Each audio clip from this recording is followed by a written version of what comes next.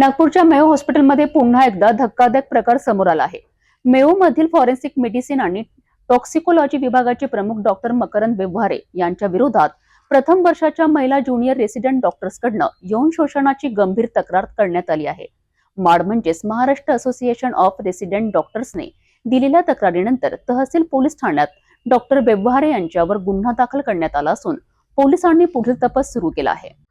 नागपूरच्या मेयो हॉस्पिटलमध्ये महिला डॉक्टरवरील कथित यौन शोषणाचा गंभीर प्रकार उघडकीस आला आहे। फॉरेन्सिक मेडिसिन आणि टेक्नॉलॉजिस्ट विभागाचे प्रमुख डॉक्टर मकरंद व्यवहारे यांनी विभागातील प्रथम वर्षाच्या ज्युनियर रेसिडेंट महिला डॉक्टरसोबत गैरवर्तन केल्याची तक्रार माड संस्थेकडे करण्यात आली होती। तक्रारीनुसार डॉक्टर व्यवहारे यांनी शैक्षणिक अधिकारांचा गैरवापर करून महिला डॉक्टरवर दबाव टाकत तिच्यासोबत जबरदस्ती करण्याचा प्रयत्न केला।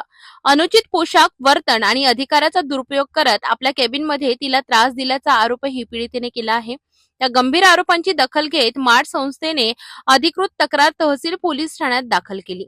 पोलिसांनी त्वरित कारवाई करत भारतीय दंड संहितेतील संबंधित यौन शोषणाच्या आणि धमकीच्या कलमांनुसार डॉक्टर मकरंद व्यवहारे यांच्यावर गुन्हा नोंदविलाय। सध्या पोलिसांकडून महिला डॉक्टरचे जबाब नोंदविले जात असून हॉस्पिटल प्रशासनाकडून चौकशी सुरू झाली आहे। मेयो सारख्या मोठ्या सरकारी रुग्णालयात वरिष्ठ डॉक्टरकडूनच असा प्रकार घडल्याने डॉक्टर आणि विद्यार्थ्यांमध्ये मोठी खळबळ उडाली आहे। याच्यामध्ये तहसील पोलीस स्टेशनला जे फॉरेन्सिक मेडिकल सायन्सचे एचओडी आहेत डॉक्टर व्यवहारे यांच्यावरती आज सकाळी गुन्हा दाखल करण्यात आलेला आहे।